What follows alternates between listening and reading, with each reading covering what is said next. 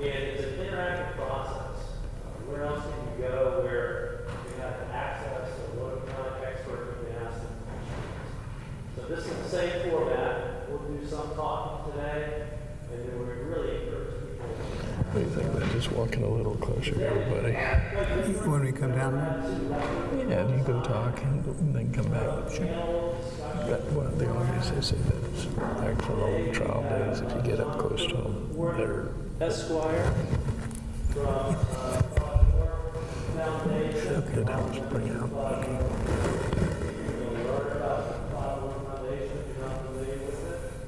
We also have Bob Fulton here. Bob Fulton's been associated with Washington for many years. Also has been an extinguished officer in the Army. Currently active in keeping us safe around the world at the Institute for Defense Analysis.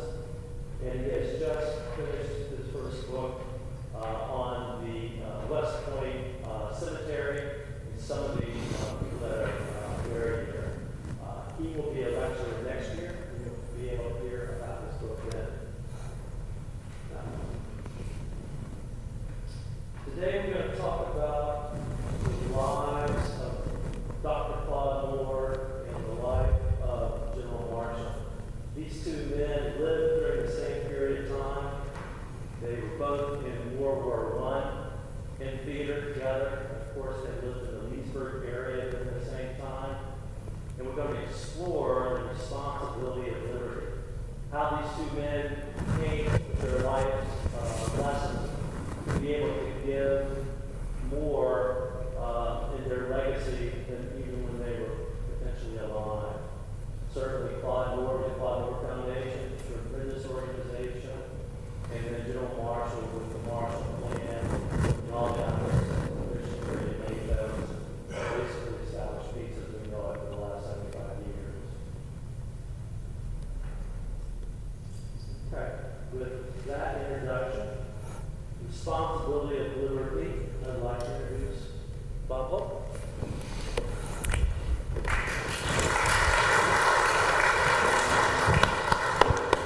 So, thank you. Is this working? Sounds good? I got a thumbs up in the back. So I have, to start with, I have the unenviable task of trying to take the life of George Marshall and condensing it down into about a 3-minute introduction.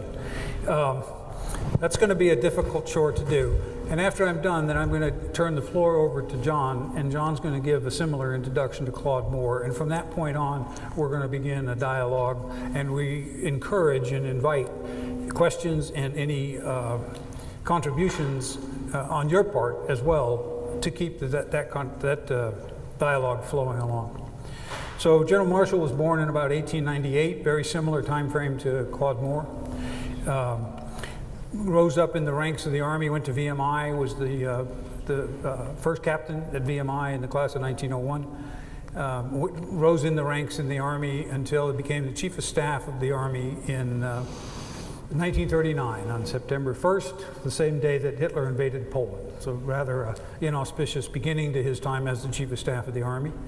He stayed as the Chief of Staff through the entire war and finally retired from that position in November of '45. Within 24 hours after his retirement, when he had told President Truman he was tired and needed a rest, within 24 hours he was called back onto duty to go be the presidential envoy to China, essentially acting as our ambassador to China, who had quit that day. After his tour a year in China to try to prevent the civil war between the nationalists and the communists, which failed miserably, then he came back to the United States to become the Secretary of State.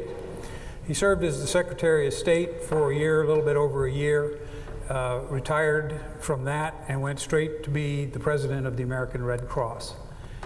After a tour of 1 year with the Red Cross, President Truman came out here to Leesburg, to Dodona, and sat down in those nice Adirondack chairs that are out on the lawn and said, I need you to come back and be the Secretary of Defense. So he came back on active duty in, I want to say, June of 1950, right about the time the Korean War kicked off. And so for the third time in his life, he had to put together an army to go fight a war overseas. Served in that position until he finally did retire in late 1951, and he passed away in 1959. John, you want to talk a little bit about Claude Moore? Sure. Good evening. Like I said, I'm John Cook, and I work for the Claude Moore Charitable Society. And, you know, my first thought when I was asked to come speak about the life of Dr. Moore at the same time that they were talking about the life of General Marshall is, boy, Dr. Moore would have loved this. I mean, the history of General Marshall, I think, is well known, and I will tell you, I view him as one of the greatest Americans that ever lived. Dr. Moore is a little different, but he, in my opinion, is one of the greatest residents of Loudoun County, and I'd like to tell you a little bit about him.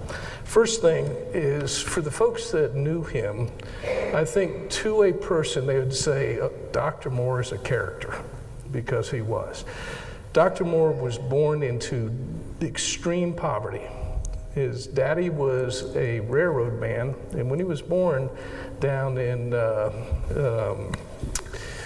not Roanoke, no, I've got it right here, but I don't have a podium, okay? He was born in Danville, and his daddy worked on the Danville-Richmond Railroad, okay? And in fact, his father built what Dr. Moore called a 3-room shack out of the sides from railroad cars that were being discontinued, thrown away. They would just burn the wood, and so his dad built a 3-room shack for him. And in an interview I saw Dr. Moore, he talked about as a child how, yes, they sometimes had to not eat because they didn't have enough food, okay? There was no money for food. But his dad always worked, and the other thing he learned from his father is he always saved. Even when they were skipping meals, his dad would still put a portion of his check away. And so in the young life of Dr. Moore, and he was born in 1892, in the young life of Dr. Moore, they moved quite a bit. They lived in Radford for a while. But when he was 12 years old, they settled in Roanoke. And this was a big deal for Dr. Moore because Roanoke had a good high school. Well, that ended, but came back. The one thing is that you see from his life is this was a man who was constantly learning, okay? And the other thing, other people saw him at this time was he was bright, and he was smart, and he was hardworking, okay? When he was in high school at Roanoke, he went to see the family doctor. And what Dr. Moore said is, here's a man with a creased suit, okay? And as soon as he saw him, he made a commitment, I want to be a doctor. So he worked, he went to school, but he also worked. His first job was as the water boy for the railroad line. Back then, the folks working on the tracks and stuff were not allowed to even take a water break. It was 10 hours of solid work. And Dr. Moore was the young man who would run up and down the line with the pail and the ladle and give them a sip of water. They were not allowed to take a break to get a drink of water. Dr. Moore had to bring in that ladle. 6 hours, or 6 days a week, 10 hours a day. But Dr. Moore would not work during the year when school was in session. His studies, he knew his studies were were more important, okay? So, when he graduated from high school, he wanted to go to UVA. But UVA didn't accept people straight out of high school in Dr. Moore's station. So he went to the junior college in Roanoke and did extremely well for 2 years.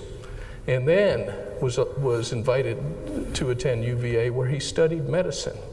And when he graduated from UVA, he didn't have an undergraduate degree. He had a medical doctorate. One of the other cool things about Dr. Moore at this time was he was an athlete. And he was a member of the University of Virginia football team that the 2 best seasons in the school history, and I believe it was 1914, 1915, they were 9-1, okay? But the big thing is, both years they beat Yale. All right, now, we laugh about that now because, I mean, a lot of high school teams probably could beat Yale now. But back then, Back then, Yale was the powerhouse. Nobody beat them, but UVA did. And Dr. Moore was proud to have played football, and he was proud that they beat Yale, okay? He was told by his counselors, no, you can't play football because the studying is so hard in medical school. You won't have time for it. And Dr. Moore responded, and I saw this on a videotape not long ago. He says, you know, I was given the gift that if I read something once, I didn't forget it. School wasn't that hard. I wanted to play football. So I didn't tell my professors I was playing football, but he did it. After he got out of, when he graduated as a medical doctor, he went up to New York City and worked for the Cornell Medical Center. And he also picked up a part-time job, did his internship. They still had internships back then. And he picked up a part-time job riding the ambulance, okay? Good training for what was to come, I guess, but Dr. Moore commented that people respected him when he was on the ambulance. And he thought that was really, really neat. So not only is he doing this full-time internship, and as you know, in medical doctors, even to this day, they work you to death during your internship, but he found the time to go out and help people and serve people. Well, in 1916, the clouds of war were already consuming, not the clouds, but slaughter was going on in Europe. Dr. Moore volunteered and became commissioned in the United States Army as a medical doctor. He was sent overseas in 1917.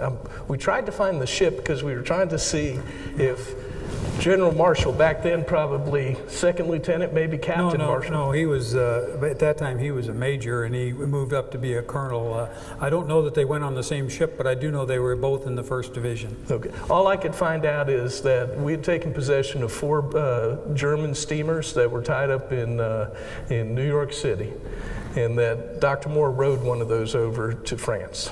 Okay. He was attached to the 1st Division, which is the division that for the U.S. that saw the combat. He was close to the front lines, and he treated wounded soldiers. And we know this because one of the things that Dr. Moore did not come back from France was the ability to hear out of one of his ears, because the explosions were so close. I couldn't find a lot of stuff that he wrote about treating the wounded, and I can understand why. But what we did find out is doctors didn't just treat the wounded. They had other ancillary duties that were important to help the soldiers. And one of Dr. Moore's duties was to check the horse meat and make sure it was edible for the soldiers. Okay? And that's the reality, that he stayed there. He stayed in France until 1919. Okay? And then we do know he rode a ship called the Leviathan back. And when he came back, he went to Washington, D.C. to practice.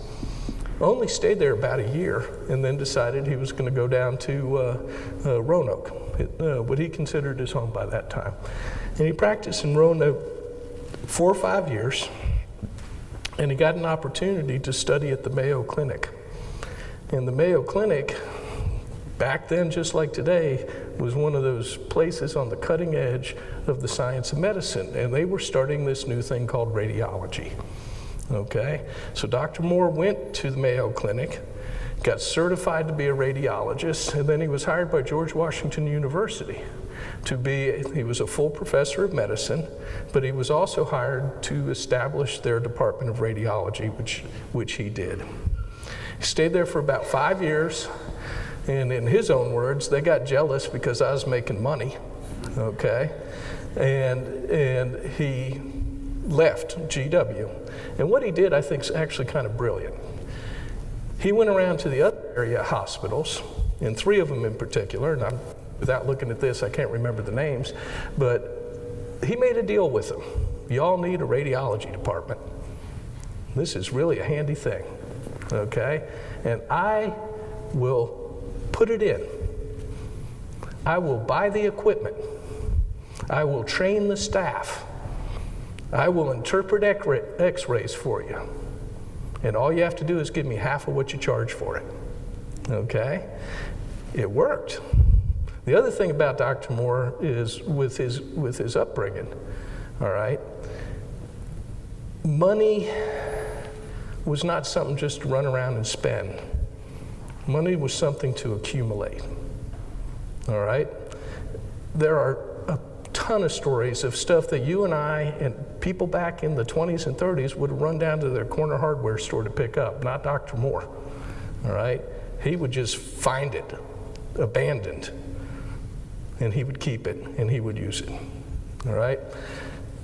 Moving through his life, he practiced radiology until 1956 is when he retired from medicine. He never retired. He worked to his last days, okay?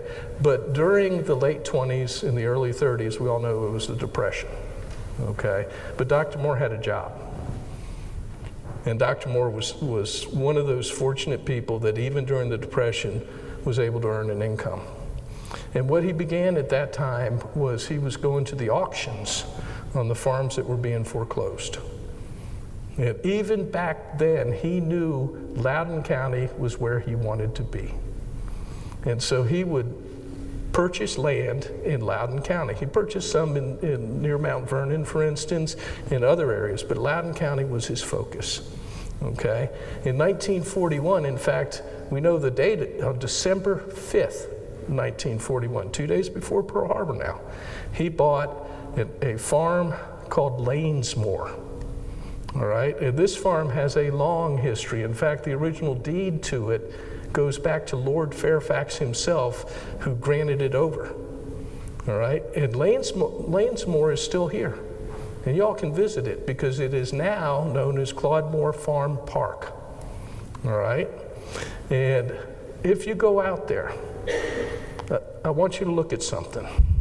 There's a log cabin out there.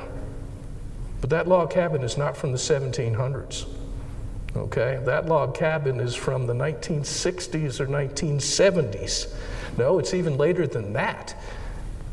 It's 1980s because Dr. Moore built everything on that log cabin by himself when he was in his 80s. He got an old steam engine, okay? Rigged it up to cut logs.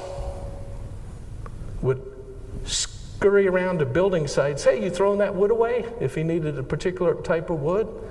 Took him 3 years. But he built that thing by himself, no help, in his 80s. And in particular, if you look at that log cabin, look at the chimney. I know that's why. Look at it. It's a stone chimney. It's perfect. He built everything by himself. Now, the one thing about Dr. Moore is he was never married. He had some sisters, okay? But I don't believe they survived him, all right? But he was never married. He never had children. And in his later years, he had accumulated quite a bit of wealth. And he started giving money away. A lot of it to the University of Virginia. In fact, if you go down to the University of Virginia, you can see the Claude Moore Library of Medical Science. Okay, and the School of Nursing is also named after him, but that was with a little help from the foundation later on.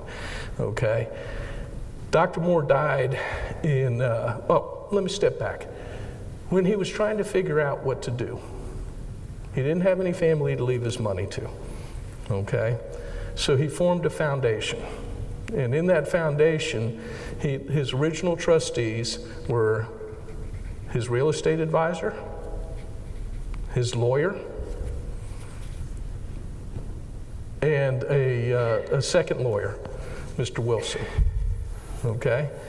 But they needed somebody to actually run the foundation. And so Dr. Moore met a fellow by the name of J. Hamilton Lambert.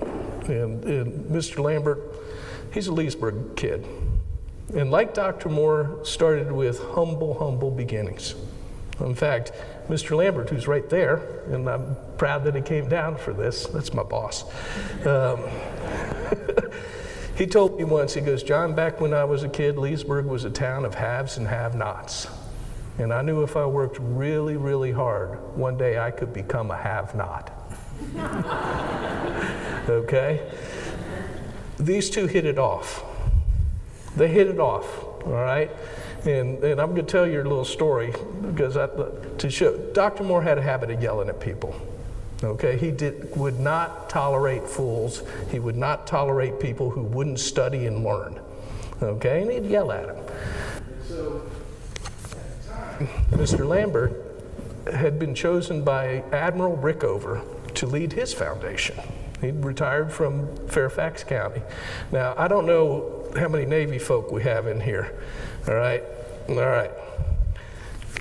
You have to be somebody special to be able to get along with Admiral Rickover and not get yelled at constantly. All right? So Dr. Moore wanted to meet Jay. He brought him over and told him he was thinking about having him run his foundation. And Jay made a simple deal with him. He said, Doc, you yell at people. You're not going to yell at me.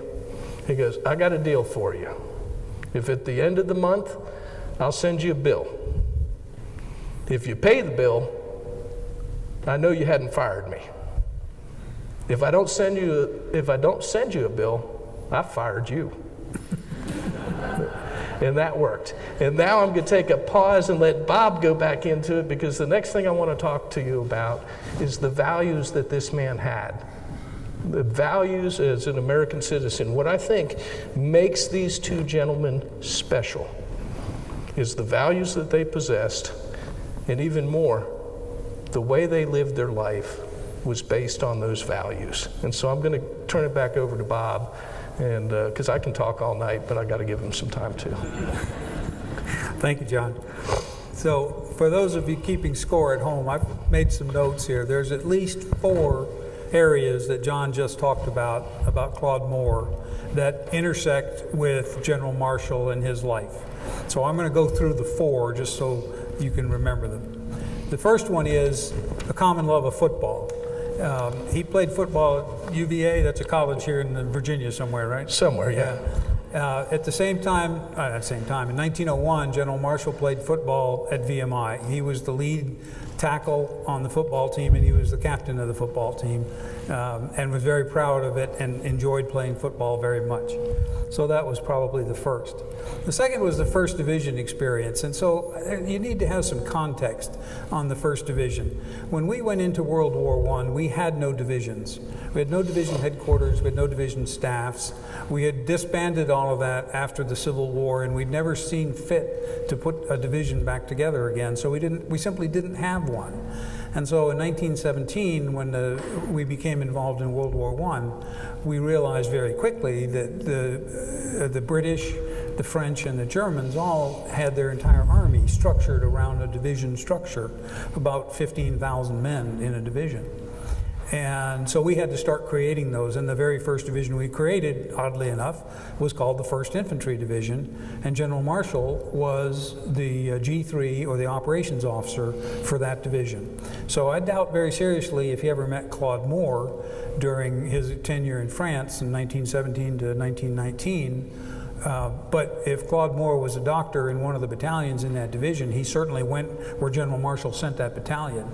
As the operations officer, he was responsible for maneuvering the 9 battalions that are in a division around around France. So I doubt that they knew each other personally, but they certainly knew each other professionally during that tenure in 1917. You mentioned he wanted to settle in Leesburg. So roughly the same time, you said 2 days before Pearl Harbor, right? So 1941? Yep. Roughly the same time frame, Catherine motored on out here to Leesburg and purchased Dodona Manor. That was going to be their retirement home. I don't think they closed on it until 1942, but in the fall of 1941 was the first time that they came out here, and they chose Leesburg. General Marshall, as you've seen from the plaque and from the flag in the corner there, was a member of this church from 1942 until he passed away in 1959. He chose to come to Leesburg. That's where he thought that he wanted to live. And it's remarkable that Loudoun County has produced his adopted home of 2 of the most influential members of the era. He also says you didn't tolerate fools. I had to smirk at that one because General Marshall was famous for that. He simply did not tolerate fools or more importantly, people who would not work. He was very, very strict in his duty concept, and he was indefatigable in work, and he expected exactly that and nothing less from anybody else. So that's another thing that those two men had in common. And I have another one, but I can't read my own writing, so if you'll give me a moment. Oh, Claude Moore never married. General Marshall beat him on that score. He married twice. So I guess between the two of them, I guess you'd come up with an even ratio of male to female. General Marshall married Lily Coles from VMI in Lexington right after his graduation, right after he was commissioned, where he knew he had a paying job as a second lieutenant in the United States Army. And so he and Lily were married, I think, in 1902, if my memory serves me correctly. And were married very happily for about 25 years. And she passed away very suddenly after a short illness in Washington, and was in Walter Reed, and passed away before she could come home.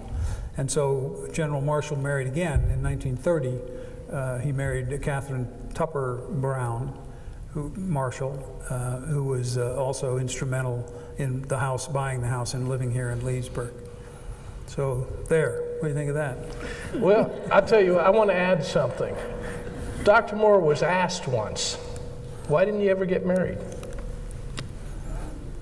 And his response, again, this man was a character. He goes, well, in my day, a wife was a luxury. And I didn't think I could afford one and still carry out my master plan.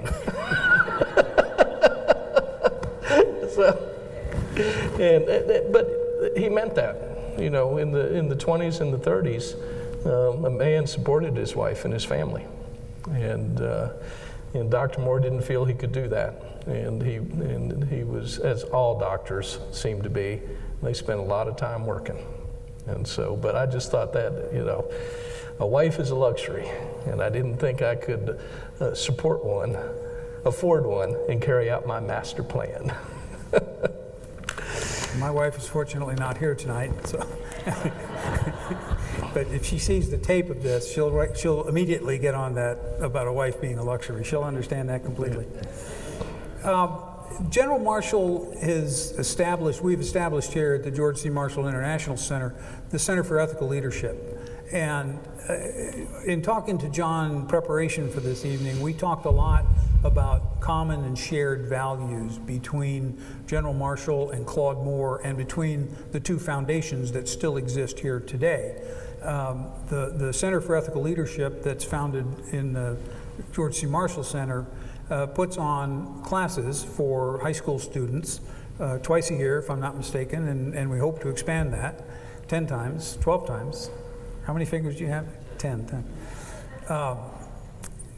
And it's based upon three very simple principles, as all good characters are. And the first one is selfless service, which certainly was a mark of General Marshall's experiences in this country. I mentioned in my introductory remarks that his first retirement, after he retired from the Army, lasted about 24 hours. He had a ceremony. He was asked by President Truman to stay on as the president of the Red Cross, and he declined because he was tired and he needed a rest. He told President Truman that he thought 6 months would do it. He then went home here to Dodona, and when they got here, Catherine went upstairs to the bedroom to take a nap, and he sat with Molly in the library, and the phone rang.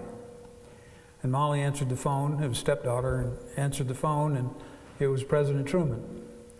And she said he would like to speak to you. So General Marshall got on the phone, and Truman said, my ambassador to China resigned this morning. I need for you to go to China for me to be my ambassador, personal envoy, for about a year. Need to reconcile the nationalist Chinese with the communist Chinese and avoid a civil war. Probably take about a year. You should leave immediately. And General Marshall's response was, yes, Mr. President, and he hung up the phone. Now it goes on to say that Molly said, "Are we going to tell Mom?" and he said, "No." He said, "Let her sleep. We'll tell her at dinner time." And Catherine woke up about 4 p.m. and turned on the radio. And the radio said General Marshall had just been named as a presidential envoy to China.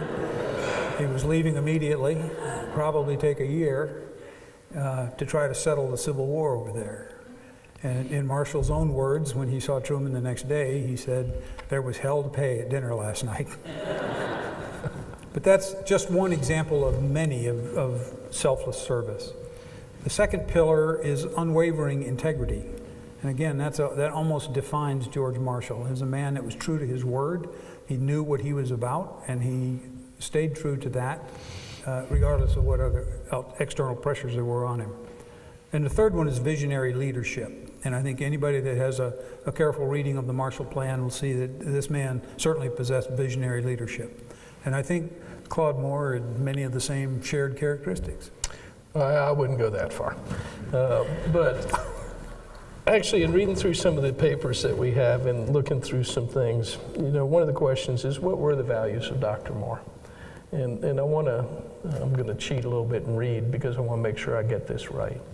Okay, Dr. Moore understood that the liberty to choose your own path is not a selfish thing, but it carries with it a duty to care for and tolerate each other, one another. Others will not choose the same path as you might, and that is okay, because we all benefit from and depend upon the good work of others. In fact, in this church, there's a prayer book in front of you, and I'm not saying take it out, but I will tell you inside this, and just to show this was not a trait that Dr. Moore came up with or General Marshall came up. This is an old trait. And in that prayer book, there's a service called Compline. And Compline is the last service of daily prayer. Before you go to bed, you go through the Compline, or you can if you choose to. And in there is this.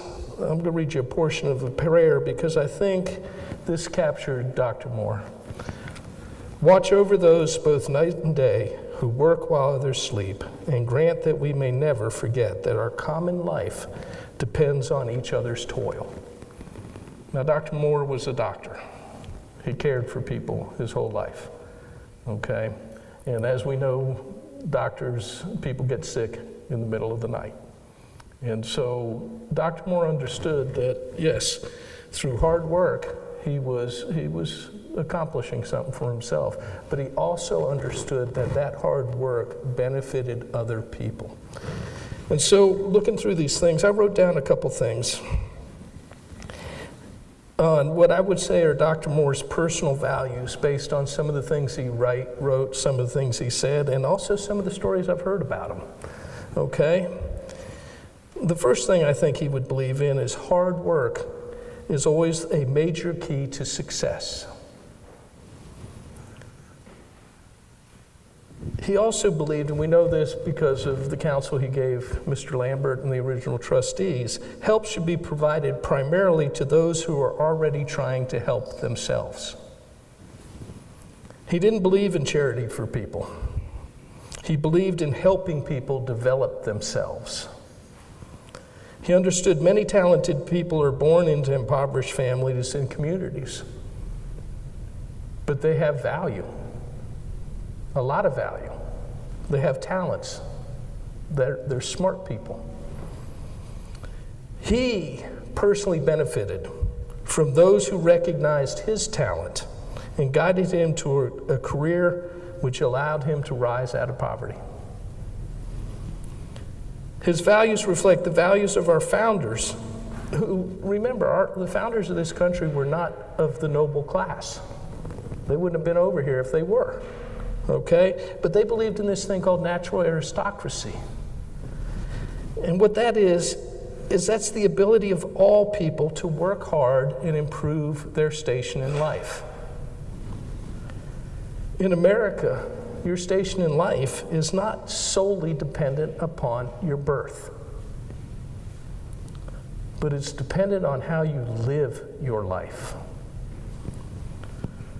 These values including taking care of each other, educating yourself, working hard to support yourself and your family, being polite and empathetic to the plight of others, are some of the things he handed down to us in the foundation, but to the people around him.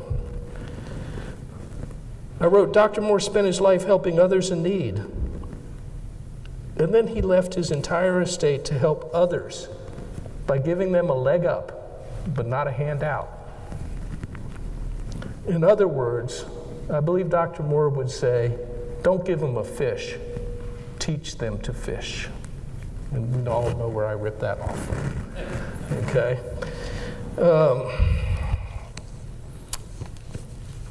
Thinking about this, what came to me is he understood that to be free, to enjoy liberty, you can't be financially dependent on others. You must choose your path. You must work hard, and you must earn the fruits of your labor. Your labors will help you, but they will also help others by providing the goods and the services which they cannot provide for themselves. At the age of 93, I didn't find it. It was given to me. It was found by other members of the foundation. But Dr. Moore, at the age of 93, was interviewed by a local television station.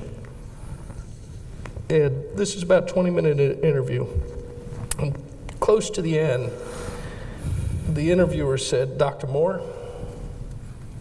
what advice would you give to a young person who's listening to your story on how they can achieve the success that you achieved?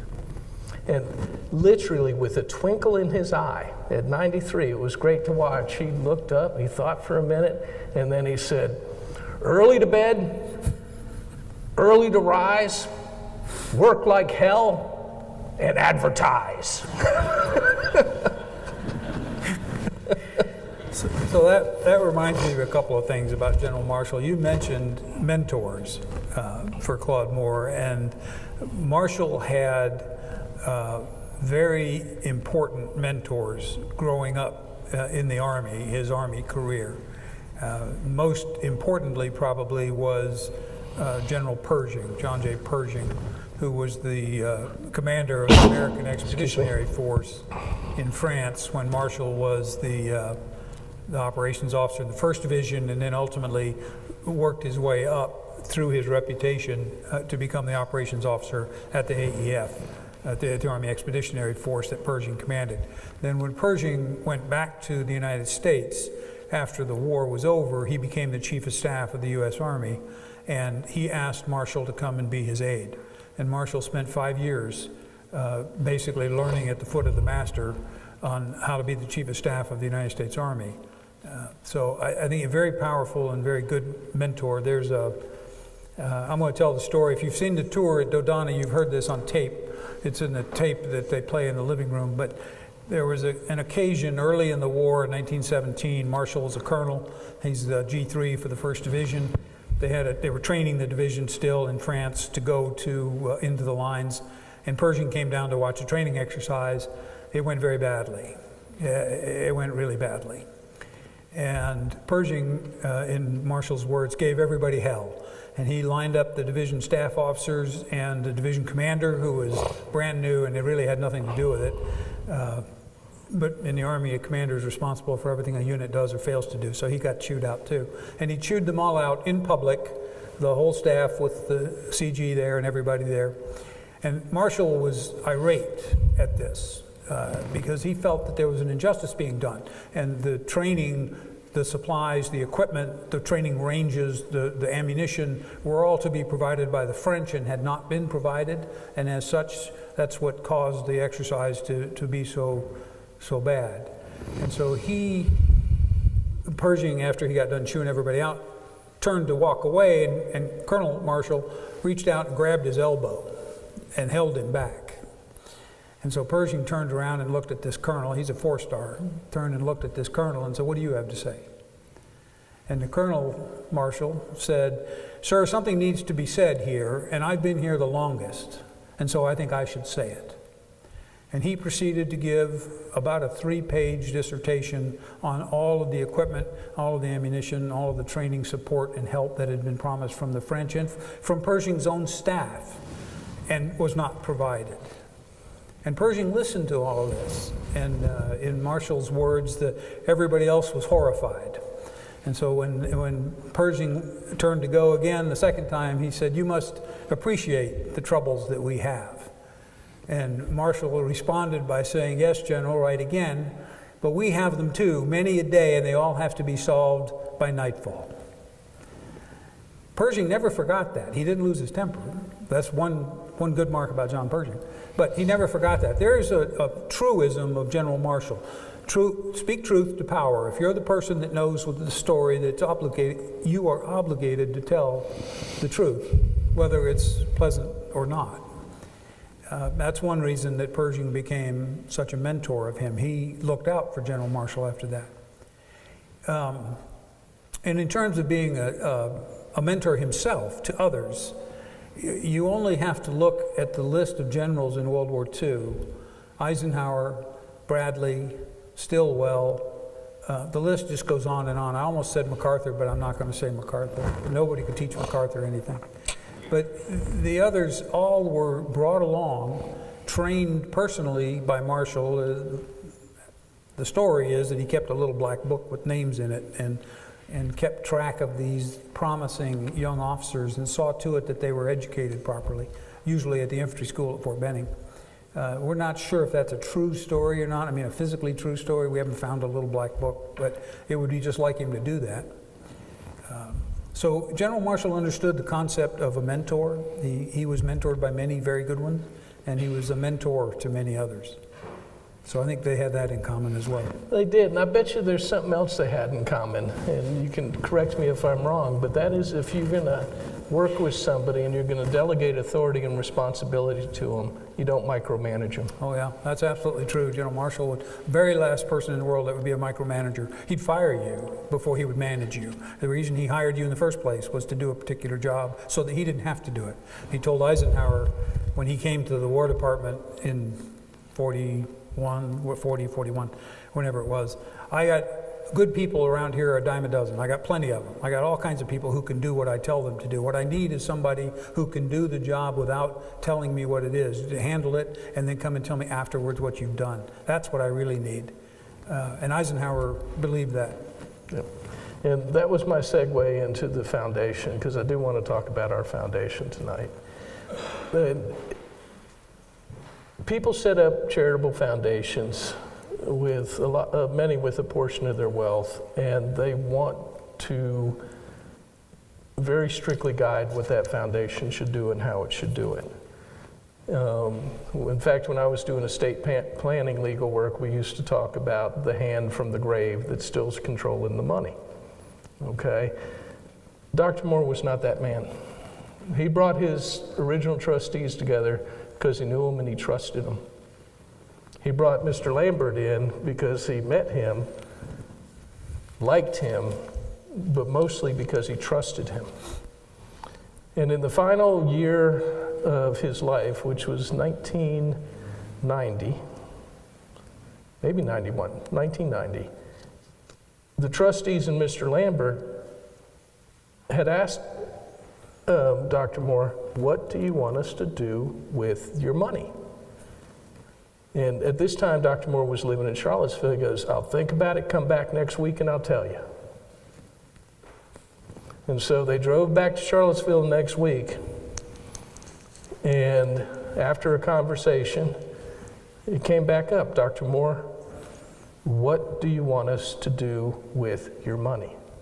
And he said, "I don't know, you figure it out." Okay? But then, through that relationship of especially for Mr. Lambert, getting to know him, he knew what Dr. Moore wanted the foundation to do with his money. He wanted to help people. He wanted to help people who were helping themselves. And so we adopted as our motto for the foundation something I mentioned earlier: give them a leg up, not a handout. And I can keep going, but I was going to. Well, there's a parallel here. General Marshall didn't have a ton of money when he died. He was well-to-do, but he wasn't, as wealthy as Dr. Moore was. But what the George Marshall Center is trying to do is train the younger generation with the principles of ethical leadership. And so I think that those two go hand in hand. Well, actually, they're not the same thing, but they go hand in hand. Actually, that's something that General Marshall and Dr. Moore had in common. When Dr. Moore died, he didn't have a lot of money. He'd given it away. What he had was a lot of land. And so one of the first things the trustees had to figure out is, what are we going to do with this land? And they knew they had to sell some just to get the foundation up and running. There was a little bit of money found because Dr. Moore also had a habit, if he went somewhere, he would open up a bank account. Okay? And I'm not sure why, but he always wanted to have a bank close by. All right? And one of the trustees, who was the estate lawyer, started seeing signs that there were bank statements from all over the country. So they wrote off to the state unclaimed money registries. You all have heard of that? And they did find $300,000 or slightly over $300,000, $400,000 according to Mr. Lambert, and none of them were big accounts. He just had a lot of them, but they were scattered all over the place. In fact, what Mr. Lambert told me, they didn't even know how much land he owned. But they found a tackle box in a shed that was full of deeds. Okay, so that was the situation. And this, I think, is a huge testament to the trustees of our foundation. Well, before I go into that, I want to talk about the values of our foundation, and then I'll give that as an example. Okay, and the number one value that we have and that we tell people who come to work with us, it's not our money. It's Dr. Moore's money. And we're going to use it the way he wanted it used. And that is to carefully guide others into a lifetime of service to themselves, their families, and their communities. That sounds very familiar. Be empathetic to the needs of others. Recognize the talent and the abilities of those who struggle. Don't look down on them. Instead, lift them up. Give credit to the organizations and the people who are making a difference. Don't take credit for ourselves. It's the folks out there doing the hard work that deserve that. And then here is one thing Dr. Moore did ask Mr. Lambert to do with his foundation. In one of these talks about what are we going to do, he said, make it last forever, or something to that effect, but nothing lasts forever. And so Dr. Moore asked, what's the longest foundation in the history of the United States? And that took a little bit of research, but they did it. They came back and said, Dr. Moore, Ben Franklin started two foundations, the Boston Foundation and the Philadelphia Foundation. The Boston Foundation didn't make it, but the Philadelphia Foundation lasted exactly 200 years. And Dr. Moore said, I want mine to last 200 years in a day. Okay? It's funny, you think, oh, that's kind of funny. But what did he really mean? And what was he really saying? The impact of his foundation would be magnified across time. And we can do more to help out each other over that long arc of time than we can if we just invested in one program here and another one there and then went away. And so that's one of the values of our foundation, is to carefully manage these assets and make it last 200 years in a day. And I want to tell you something about that. The value of his estate was about $17 million, $18 million, which in 1991, 92, that was a lot of money. In fact, in 2022, 24, that's a lot of money. But most of it wasn't cash, most of it was land. That has been managed by Mr. Lambert and the trustees since then. And some of the land had to be sold, some of the land was kept. But one of the pieces kept, the original trustees, with Mr. Lambert's guidance, tried to decide where the next growth was going to be in this area. Now, Mr. Lambert had a little bit of an advantage because he was the county executive of Fairfax County during the years that it boomed, okay? But looking at the map, looking up in Maryland, looking down South 95, the most logical place that growth was going to be was Loudoun County. And so down south of the Greenway is a place that's now known as Moorefield. Okay, the Moore comes from Dr. Moore. That is what sustains the foundation. The trustees of the foundation are the legal owners of that land. But unlike developers, it's not just sell it and get the money. Our shareholders are the people who need the help. We don't have to send out checks quarterly. It's the people who need the help. So be smart about it. And if you look out there, there's a Metro Center there now. And all around it, there's nothing but open fields. If you look past those open fields, you'll see 3,000 single-family homes that are now there. Because that's the other thing about Moorefield, has Dr. Moore's name on it. We don't want a bedroom community for Fairfax and DC. The easy money grab in the last 20 years, data centers. The largest internet pipe in the world runs right down Moorefield. But guess what's not there? A data center. Because to honor Dr. Moore, we believe he would want a complete community. And it's going to take a while, so have patience. But it's going to take a while, but that's what you're going to see out there. You're going to see a complete community. And as part of it, it's a trails community. You can walk, ride bike, do whatever you want. And we believe that you will be able to live there, shop there, work there, and never leave there unless you want to go do something fun. So, I want to put this in perspective. $18 million. Last year in November, I believe it was, the foundation surpassed actual giving away of cash money, granting to organizations of $100 million. The foundation has tucked away and carefully managed what is now conservatively $250 million in assets. That's a lot of help in the future. And the best part of Moorefield's still there. That's how we sustain. The foundation has never accepted a dime. Not one donation. Like Dr. Moore, we're not asking for charity. We're not asking for help. We're going to work hard. We're going to make it. And then we're going to help others with it.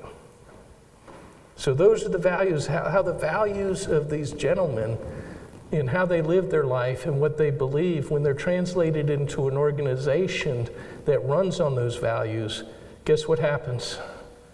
People who need the help get the help they need. Now, to honor Dr. Moore, one other thing is the original trustees had to figure it out. He was a medical doctor. He believed in working hard. He believed in helping other people.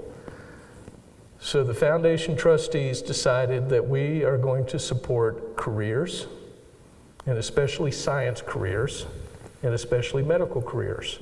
So in 2005, there used to be a superintendent up here by the name of Ed Hattrick, wonderful man. And he had an administrator that worked for him by the name of Shirley Baster. You mean the superintendent of schools in the county? In the public schools of Loudoun County. Right. So the two of them and Jay Lambert sat down, I believe it was out at Lansdowne, and on a cocktail napkin, they charted out this thing called Claude Moore Scholars. And Claude Moore Scholars was an introduction to the medical sciences for high school kids. And Dr. Hattrick, Shirley, and Jay looked all around the country to see if anybody was doing this to try to find best practices, and they found that nobody's doing this. They found some good practices, but not this. So they tried it in Loudoun County, and I'll tell you, making something work in Loudoun County is a wonderful place to try things because we live in a schizophrenic county. You know, half are for it, half are against it. Right? Okay, it worked. It worked. And I wrote down some statistics. I grabbed Shirley. Shirley still works with us too. Okay? I said, Shirley, I'm going to give this talk, and I want to talk about, we call it Claude Moore Scholars. And I want to talk about the Scholars Program a little bit and how it shows our values. What did we do last year? And I already knew most of it, but I wanted to make sure the numbers were right. So I asked Shirley. In 2023, our foundation awarded 16 grants exceeding $2.5 million to benefit 14 community colleges, and we are now in 52 public school systems in the Commonwealth of Virginia. We established 5 employer-led healthcare workforce regional collaborations last year. We funded the Virginia Community College System Director of Healthcare Workforce position. We co-founded and funded the George Mason University Center for the Health Workforce.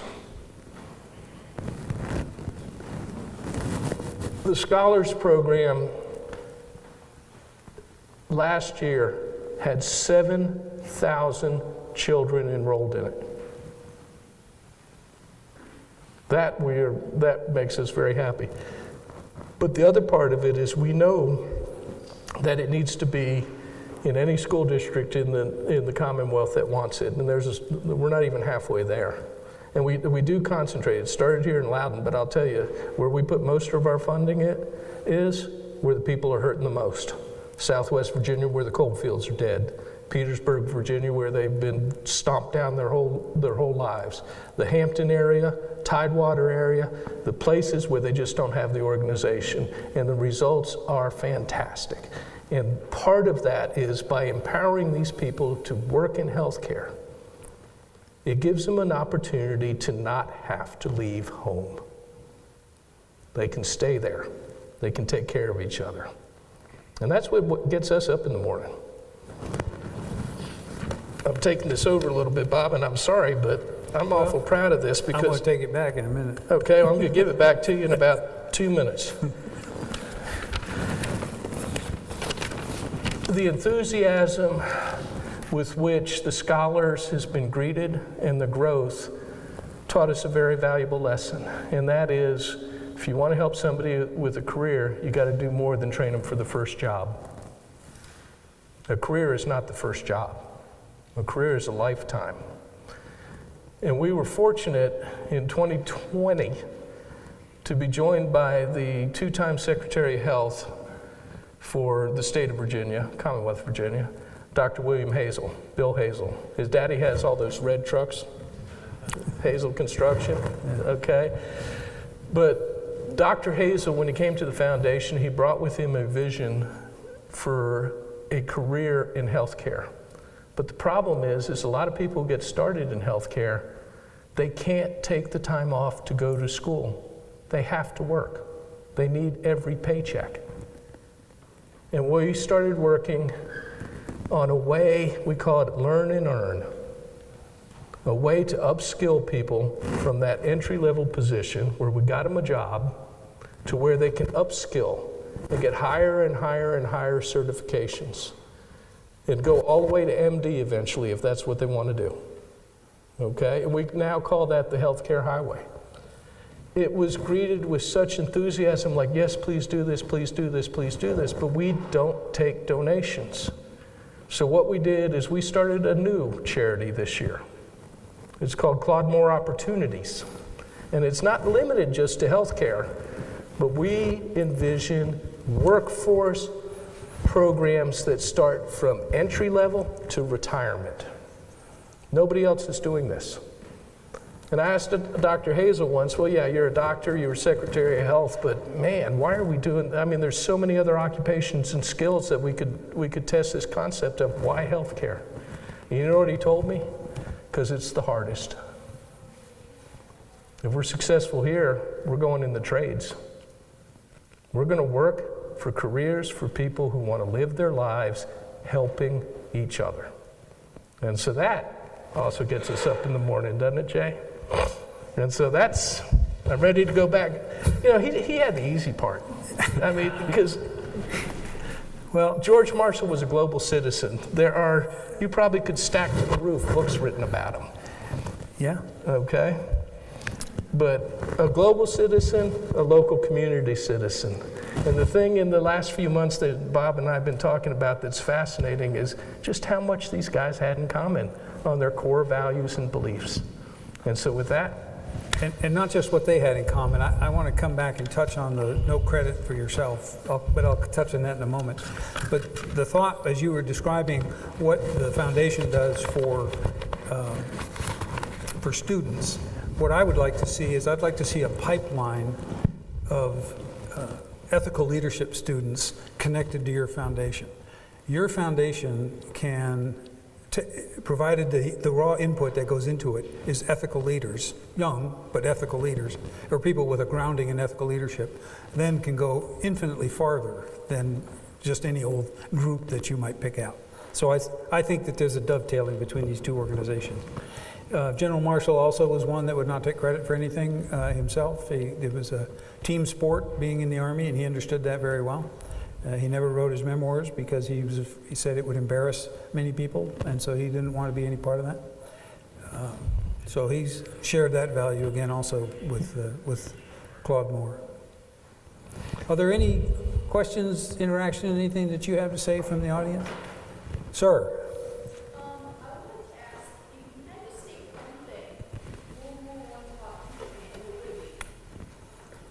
If we had to say one thing that World War I taught each man, what would you say? For General Marshall, I would say perseverance.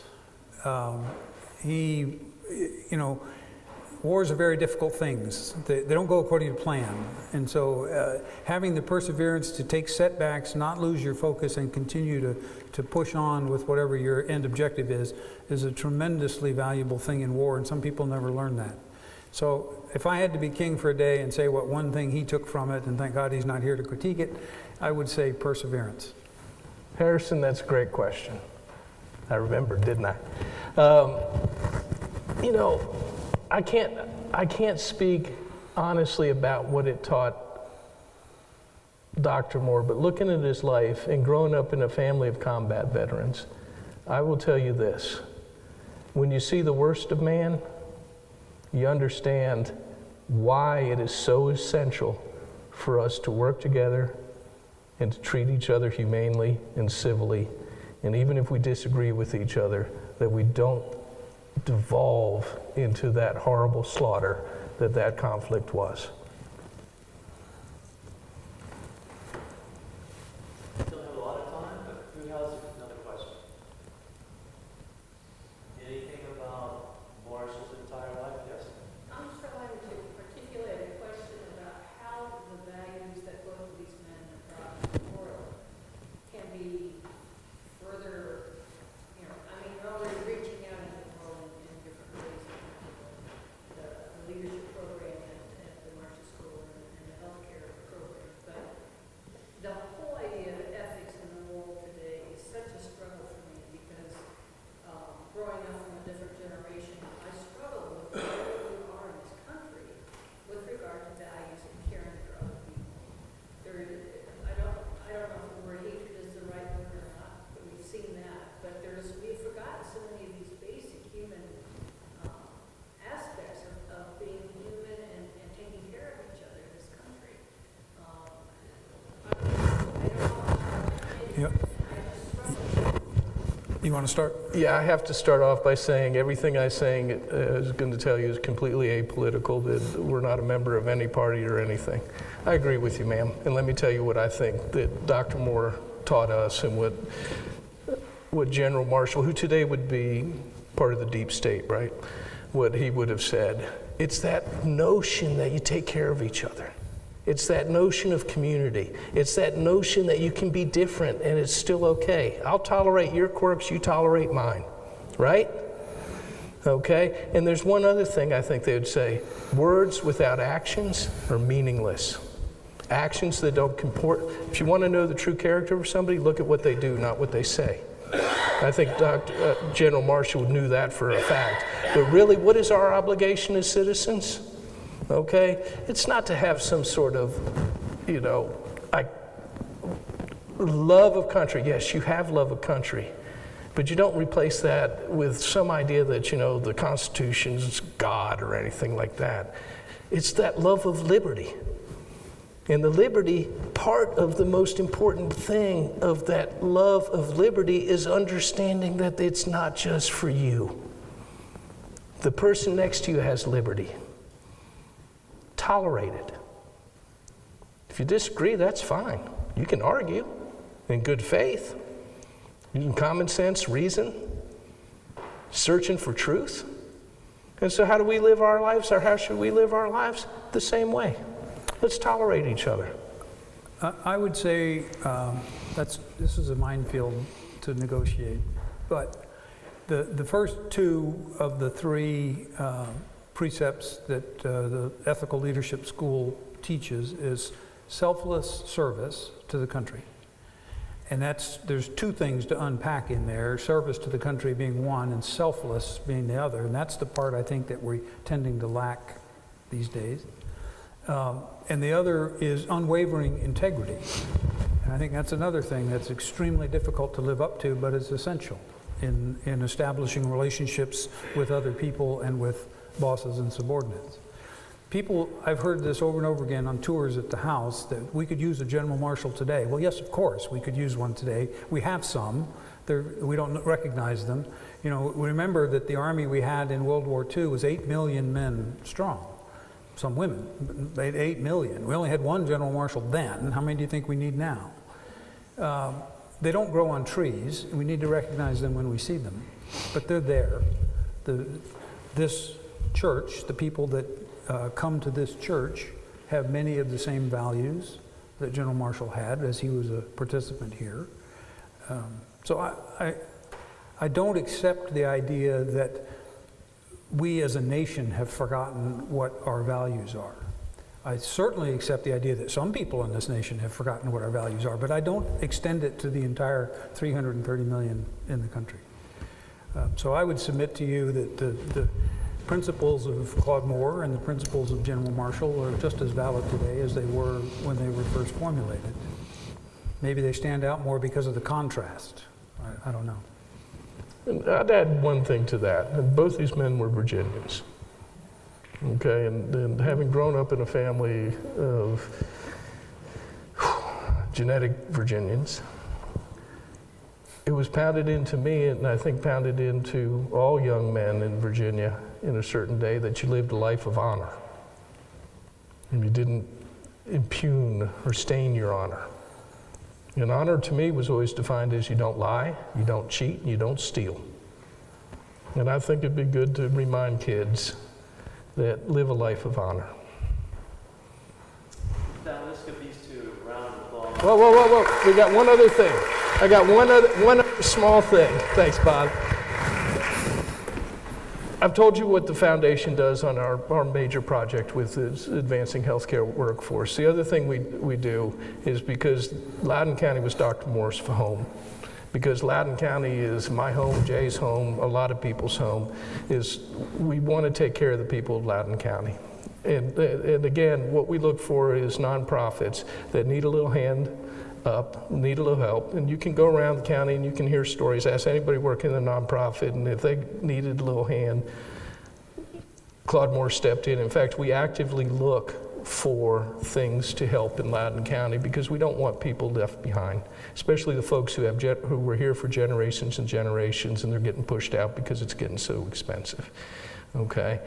One of the things, ma'am, your question, teach ethics, teach leadership. Use men like General Marshall as an example to inspire young people. And the trustees and Mr. Lambert and I found out about the Ethics and Leadership program that is being taught by the George Marshall Foundation. And we believe those are the type of hand-ups that you don't know what that will do in somebody's life down the road, but we believe it could positively affect all of us one way or the other. And see, we're trying to get generational change. We want to lift people out of poverty, help them, because then their kids learn how to do it. And that's the big thing. Jake talks about the ripple in the pond. All we're doing is throwing a pebble. You don't know where those ripples are going. But as I said earlier, words alone don't help anybody, hardly. There has to be action. And so, Dan, if you'll come over here. Today, the trustees of the Claude Moore Charitable Society discussed the Ethics and Leadership program. And to show you action, and not just words, we would like to present that to be used for the Ethics and Leadership program. There's a piece of paper I need somebody to sign and get back to us so the IRS believes we gave it to you, okay? But on behalf of the trustees of the Claude Moore Charitable Foundation, we are proud to help you teach those ethics and those leadership principles.